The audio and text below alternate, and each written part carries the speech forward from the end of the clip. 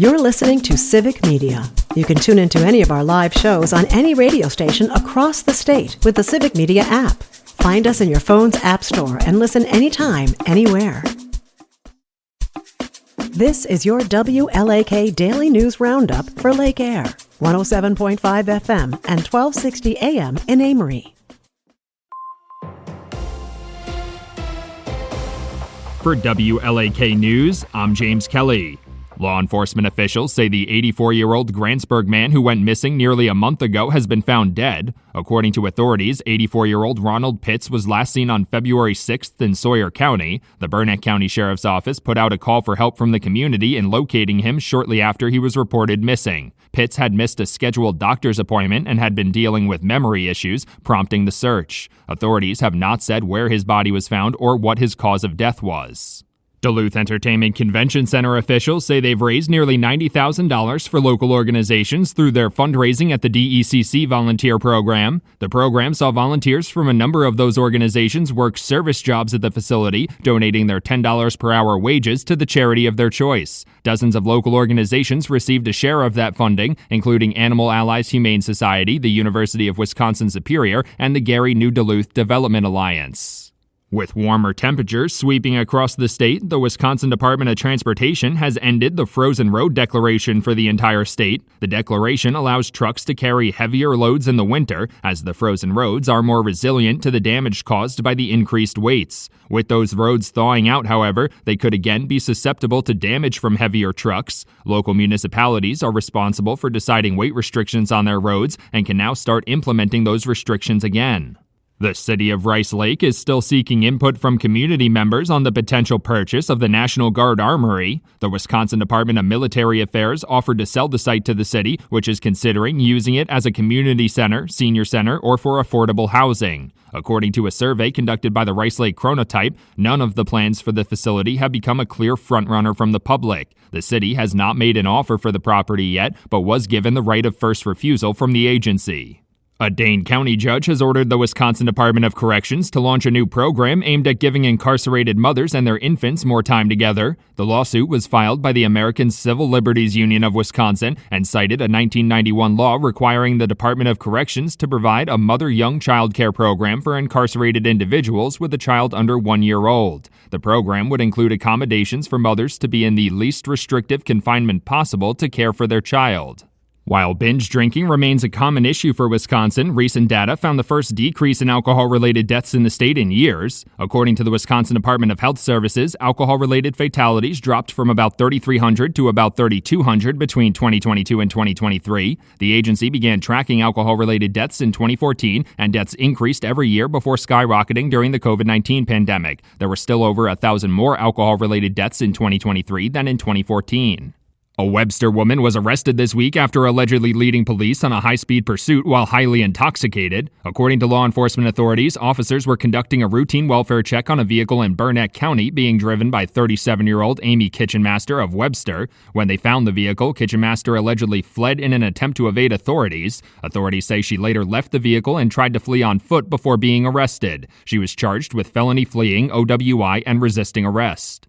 Superior Fire Department officials say one person was killed and one rescued after a UTV fell through the ice on the St. Louis River on Thursday afternoon. Officials say the incident occurred at around 3 p.m. near Kimball's Bay. When authorities arrived at the scene, they managed to rescue one of the people from the water. A dive team was called to locate the other individual, and officials later confirmed that they had died and their body had been recovered. Authorities have not released the identities of the two people who fell through the ice.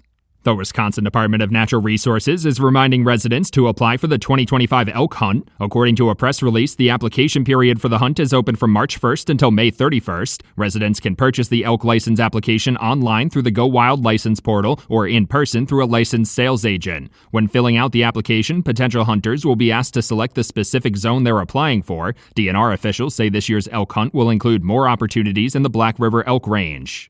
Wisconsin Governor Tony Evers is proposing increases in fees for fish, game, and wildlife licenses in his biennial budget proposal. Under the proposal, the price of most of the licenses and tags would increase by $10 to $20. Some of those increases would essentially double the costs for specific licenses, including resident deer, resident small game, and resident trapping. DNR officials say the last time license fees were increased for residents was in 2005, but Governor Evers' last biennial budget increased fees for non-residents only. For WLAK News, I'm James Kelly.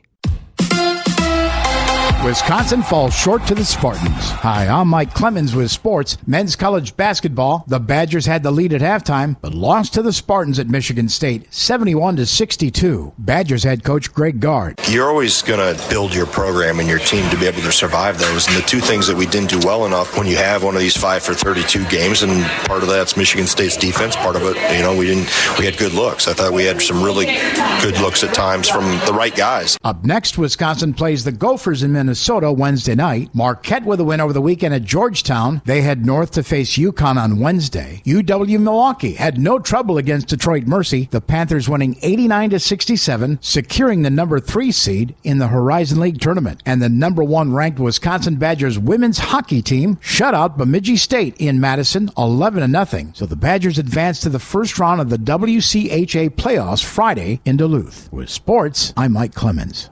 On your entertainment beat, I'm Pete Schwaba. Creators of the legendary show Cheers recently addressed Shelley Long's exit from the show after 5 seasons. Creators Glenn and Les Charles appeared on the Where Everybody Knows Your Name podcast with hosts Ted Danson and Woody Harrelson. The brothers Charles say they weren't sure the show could go on after Long left because it was so based on the hot and cold relationship between Sam and Diane. During the same episode, the producers admitted that Woody Harrelson was not their first choice, but Ted Danson went to bat for him, and sitcom history was made. To say things are really escalating in the Blake Lively-Justin Baldoni multiple lawsuit drama would be an understatement. The actress has sued Baldoni for sexual harassment during the shooting of It Ends With Us, and Baldoni has countersued Lively for running what he and his people say is a smear campaign. Lively appears to be going for a checkmate move and has hired a former CIA PR crisis manager. Sounds like it's only a matter of time before Putin is involved. As it turns out, not everyone in Hollywood wants to be a part of a superhero movie and is willing to pass on big fat residual checks. Jeremy Allen White, star of the Emmy-winning show The Bear, has passed on the title role in DC Universe's Sergeant Rock. In a recent interview, White said he is confused at the idea that the pinnacle of an actor's career seems to be a role in a superhero film. Then again, maybe he just doesn't like to wear tights. And then there's Chris Pratt, who seems to have no problem playing superheroes as long as the check cashes.